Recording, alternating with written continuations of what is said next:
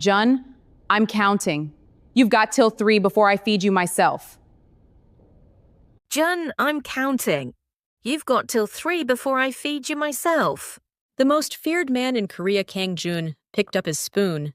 Reluctantly, across from him stood Amina, a nurse from Nigeria, arms folded, not budging an inch. Sang Cheol, one of his bodyguards, caught the whole thing from the end of the hallway. He talked about it later. That was the day I saw it with my own eyes. The boss actually losing to someone. How did it come to this? We need to go back. 3 weeks back. The day Amina first walked into this penthouse was an ordinary Tuesday morning. Worn sneakers, one IV bag, 30 days left on her visa. 3 years of grinding it out in Seoul, and it was all starting to fall apart. 5 hospitals had turned her down. The last place that called her back was his 63rd floor. Just 2 months. 2 months of pay. I renew the visa, send money to Mum, and figure out the rest later. When she searched the name Kang Jun, she closed her laptop and stared at the ceiling. She sat with it for a moment. Just a moment. Then she opened the laptop back up and printed the contract. Anyone who's ever been broke knows what an empty bank account does to a person's nerve. Amina knew it well enough. The second the elevator opened, 2 bodyguards stepped into her path. Amina didn't slow down. Move. I can't be late to a patient. One of them grabbed her arm. She looked down at his hand. Just once. He let go. That bodyguard told his coworker about it later. I looked in her eyes and suddenly thought of my mom. Amina walked down that hallway and into the apartment. She had no idea yet just how dangerous this place really was. The moment she saw Kang Jun, Amina swallowed exactly one thought. This man has given up on living. He sat in his wheelchair with his back to the window. All of Seoul was spread out behind that glass, and he was staring at the wall. Looked like he hadn't shaved in 3 days. His meal tray sat untouched and cold. The room smelled like stale medicine and dust sneaking in through the curtain gaps. Get out! That was it. No hello, no name. Amina hung the IV bag on the stand. No, I start today. Jun turned his head. That was probably a first in a long time, too, someone just flat out saying no. That first afternoon, Amina opened Jun's refrigerator, then closed it, then opened it again. This is it? Water and energy drinks? My fridge. Patient's fridge. My jurisdiction now.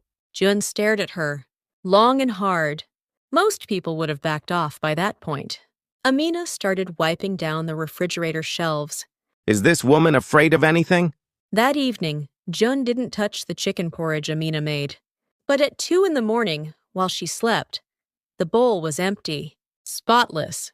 Before Amina turned off the light in Jun's room, she did one thing. She wheeled his chair up to the floor-to-ceiling window.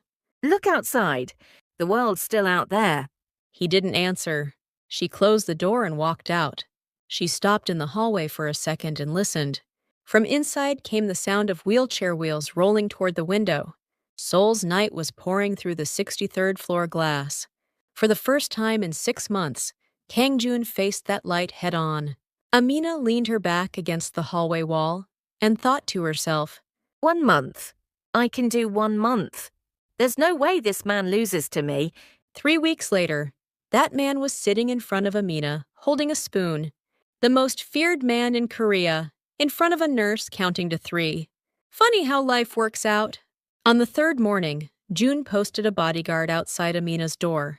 Contract's done as of today. I'll give you a month's pay. Get out! Amina looked at the bodyguard, then at Jun. Then she walked to the kitchen and put a pot on the stove. I'll decide whether I'm leaving after breakfast. Jun's eyebrow went up. The bodyguard looked to his boss for a cue. The boss said nothing. The smell of onions sautéing started drifting out of the kitchen. Jun caught himself realizing he didn't mind the smell, and that threw him off a little. Amina completely overhauled Jun's day. Up at 7, breakfast at 8, an hour of physical therapy starting at 9. Jun refused every single day. Amina ignored him every single day. I'm not doing PT. I know. That's why I'm doing it for you. While Amina held his arm and worked through the stretches, Jun glared at the ceiling. Frustrated, resentful, and yet, That hand wasn't cold. For the first time in 6 months, someone was handling him in a way that didn't scare him. Not careful, not afraid, just matter of fact. Does this woman even know who I am? She did, of course. The night before she signed the contract, Amina had searched the name Kang Jun. She closed her laptop and stared at the ceiling. Money first or my life first? She sat with it for a moment. Just a moment. Then she opened the laptop back up and printed the contract. Anyone who's ever been broke knows what an empty bank account does to a person's nerve. Amina knew it well enough. On the 10th day, Sang Cheol, the biggest bodyguard on the team, sidled up to Amina. Hey, could you maybe take a look at my shoulder? Don't tell the boss. Over the next 3 days, 3 more bodyguards showed up in a row. Shoulders, knees, wrists. Amina grumbled, but checked them all out. Jun watched the whole thing from the far end of the hallway. His own guys, rolling up their sleeves one after another in front of this woman. What the hell is going on over there? That evening, Jun was the one who spoke first. He had a bone to pick. You're the first woman who's ever talked down to me in this country. If you want to stay alive, don't you ever— Don't what? Refuse to give you your shot? Jun shut his mouth. The bodyguards all dropped their heads at the same time, hiding their smiles. From that day on, Amina had a nickname among the security team, said quietly among themselves, the Penthouse boss. On the 15th afternoon, the elevator opened. A man in a sharp suit stepped out. One corner of his mouth curled up in a smile. Shoes polished a little too much. Min Cheol, the number 2 in the organization. Bro, you're looking better. Been doing all right? Jun's expression shifted, just slightly. Amina was watching from the kitchen. The second Min Cheol set a bottle of premium whiskey on the table. Amina walked out. I'm sorry, but the patient is off alcohol right now. Min Cheol's smile faded. He looked Amina over, slow and deliberate. She held his gaze. Didn't budge? A nurse, huh? Interesting nurse. His eyes aren't smiling. Min Cheol picked the whiskey back up and left. At the front door, he turned around once. His eyes met Amina's. She couldn't shake that look for the rest of the night. Past midnight, Amina was tidying up the water cup beside Jun's bed when she stopped. Fine sediment settled at the bottom of the glass. She smelled it, then carried it to the bathroom without a word and poured it out. If I say something, will he believe me? Not yet. She refilled the cup and set it back by the bed, then stepped out. She leaned against the hallway wall for a moment. Her heart was going fast. Her body knew it before her head did. This penthouse was a lot more dangerous than she'd bargained for.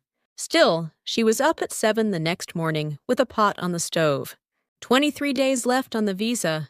Courage isn't always the reason people keep going. On the 20th night, Amina couldn't sleep. Something flickered on the rooftop of the building across the way. She brushed it off the first time. The second time, too. The third time, she started writing down the times in a notebook. Doan Jing say, Trace Vignet, Quatin to say, on the dot. This isn't a coincidence. The rooftop across the street. The underground parking entrance. A car parked in front of the convenience store. She kept watching. The shifts were regular. Amina was a nurse, but growing up in Lagos had taught her something. Before something bad happens, things always go quiet first. During the morning PT session, Amina slid the notebook across to Jun. There are people around the building. 3 days now. They're rotating shifts. Jun looked through it. His expression didn't change, which was somehow the scariest part. Not your business. It's my building, too. It's my business. Amina. Jun. First time she'd said his name like that. Jun went still for a second. He couldn't remember the last time someone had said his name that way. It's organization business. Stay out of it, it's dangerous. It already seems pretty dangerous. Remember that water cup? Jun's eyes narrowed. He didn't say anything. Amina left the notebook on the table and stood up. She had one more thing to say before she closed the door. Apparently the price of your life is sitting in my bag. Did you know that when you hired me? The hallway went quiet. Jun stared at the notebook on the table for a long time. That afternoon, Jun called Sang Cheol in. Change the lock on Amina's room. Today. Sangchul hesitated for a second. Are you letting her go? Upgrading the security. Sangchul understood and pretended he didn't. One way a bodyguard stays alive is when the boss's words and his heart aren't saying the same thing. You just follow the words. That evening, a double lock went on Amina's door.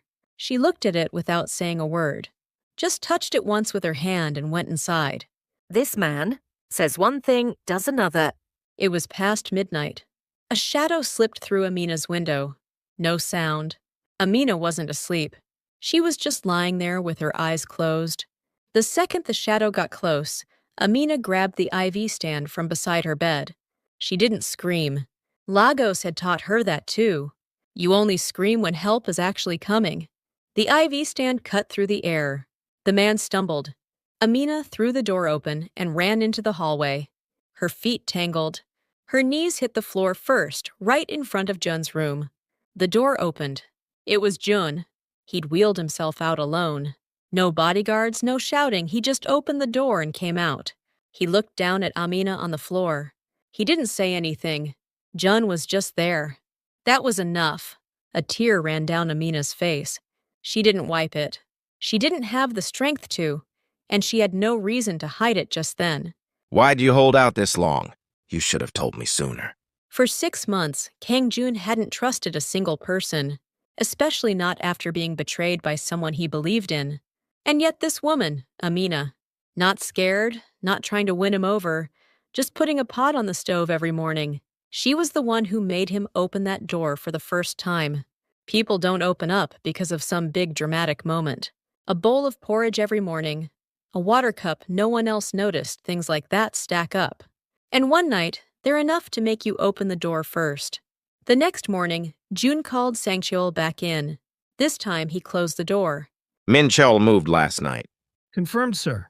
Outside contractors. Definitely his people. Jun looked out the window. Seoul was glittering in the morning light. Beautiful city if you don't know what's going on underneath. Amina's bag. Sir? Min Cheol knows what's inside her medical bag. Sangchul's face went hard. So did Jun's. They both knew. Tucked inside Amina's bag placed there by Jun, without her. Knowing was the server access code containing every piece of dirty business the organization had ever done. She still had no idea what she'd been carrying around. Jun didn't do anything that whole morning. Skipped PT, didn't eat. When Amina came in with the porridge, he was by the window looking out. If you don't eat, I'm giving you the IV. Amina, sit down for a second. She stopped. Jun had never asked her to sit before. She set the porridge bowl on the table and sat down across from him. I put something in your bag. Amina blinked. Once, twice. When? Day 1. Day 1. From the very first day I walked into this place. The room went still. Nothing but the wind outside. Amina looked at her medical bag. The bag she carried every single day. The one she grabbed with her own hands every morning. Something had been inside it the whole time. Something she knew nothing about. That feeling started at her feet and climbed up slowly. So that's why you hired me? To move that thing around? Jun didn't answer. The silence was the answer. Amina stood up, picked up the bag. Jun reached out. Amina! I'm stepping out for a bit. Her voice was flat. When Amina was angry, her voice went low and flat. Jun already knew that. 20 days of watching her every day will do that. Don't go out. It's dangerous right now. Seems like it was dangerous in here too. The door closed. Jun stared at it. For a long time. I was wrong. Why is that so damn hard to say? Amina made it to the elevator. Pressed the button. The doors opened. She didn't get in. They closed. She leaned back against the wall. Where am I even going? 20 days left on my visa. Bank account's empty. And he didn't eat this morning. Funny thing about the heart. Being betrayed should have been the bigger thing. But what got her first was that he hadn't eaten. Amina let out a long breath and turned back around, toward the kitchen. That's when it happened. The elevator doors opened again. 2 unfamiliar faces. They locked eyes with Amina. Both men moved at the same time. Before she could make a sound, the hallway went dark. Jun found out through Sangchul's call. The hand holding the phone went white. Boss Amina, Min Cheol's people took her. Jun didn't say anything. He hung up, looked out the window. Seoul was still glittering out there. Somewhere in all that light, Amina was out there. That thought pressed hard into the center of his chest. I used her. From the very beginning. Jun moved the wheelchair to the desk drawer, pulled out an old phone, dialed a number. It rang. Picked up on the third ring. It's me. I need a favor. A brief silence on the other end. Then a low voice. 전체 대본을 선택하신 후 성우를 적용해 주세요. It's not for me. It's for someone else. It took Jun 5 seconds to get that out. 5 seconds for a man who'd spent his entire life moving for himself alone to say someone else's name out loud for the first time. Min Cheol's warehouse. A room with no light. Amina sat tied to a chair. She was scared. It'd be a lie to say she wasn't. But she didn't cry. Lagos had taught her that too. Crying when you're scared is something you do when you're alone. Just give me the code from the bag. I don't want to hurt you. I didn't even know what it was. I know. That's exactly why it was so easy to use you. Jun, my brother. Amina didn't say anything, because Min Cheol wasn't wrong. That's what made it hurt. Then something crashed on the other side of the wall. Footsteps after that. The door broke open. It was Jun, not in the wheelchair, on 2 feet, stumbling, holding the doorframe. 2 former lieutenants behind him. But Jun's eyes went straight to Amina and stayed there. Lost the organization. Lost the money. But you're alive. And for the first time, I'm glad something worked out. Amina blinked. It wasn't tears this time.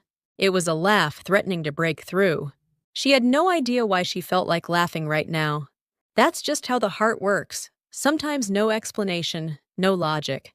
Min Cheol fell apart that same night. Jun had been building toward this for a long time. The moment the server access code opened, every piece of dirty business the organization had ever buried spilled out into the world. Documents with Min Cheol's name on them, trails of money he'd hidden, and a record authorizing the hit on Jun. Heaven doesn't look the other way forever. Min Cheol tried to slip out of the building alone at 4 in the morning. He was already too late. The things you build don't take as long as you'd think to turn on you. A quiet morning came back to the penthouse. Amina was sick for 4 days. Everything that had happened in that warehouse had caught up with her body. Jun handled her meals himself for all 4 of those days, leaving them outside her door. Sangchul was the one who brought them in, and he did it every time with his eyes wide. The boss cooked porridge with his own hands. Am I seeing this right? The porridge was under-seasoned. Amina ate every bite anyway. She sent the empty bowl back with a single note tucked inside. Ease up on the salt a little. Jun read the note and laughed alone, in the kitchen. Sang Cheol witnessed it. Said later he'd never forget it as long as he lived. The morning Amina finally got up, Jun was waiting in the living room. Not in the wheelchair. Holding the wall, standing. Shaky but standing. Jun, you're going to fall. You'll catch me if I do. Amina went still. Jun smiled. It was awkward, a little rusty, like something that hadn't been used in a while. She took 2 steps toward him and slipped her shoulder under his arm. I didn't know he could smile like that. They made one slow loop around the living room. Really slow. Seoul's morning light poured in through the 63rd floor glass. No dust smell. No medicine smell. For the first time, that room felt bright. Jun's remaining legal team handled the visa situation. 2 days. Amina's status changed something more stable. Something that let her stay in Korea longer. She held the paperwork and looked at it for a long time. I have a reason to stay in Korea now. What that reason is exactly, I'll think about that a little more. That evening, Amina called her mom. Her mom in Lagos asked how things were. Yeah, Mom. Looks like I'll be staying in Korea a little longer. Her mom sounded happy on the other end of the line. Moms always know when their daughter's voice has changed, they don't need to be told. That night, Jun called Amina over to the window. The floor-to-ceiling glass. Seoul's skyline spread out below them.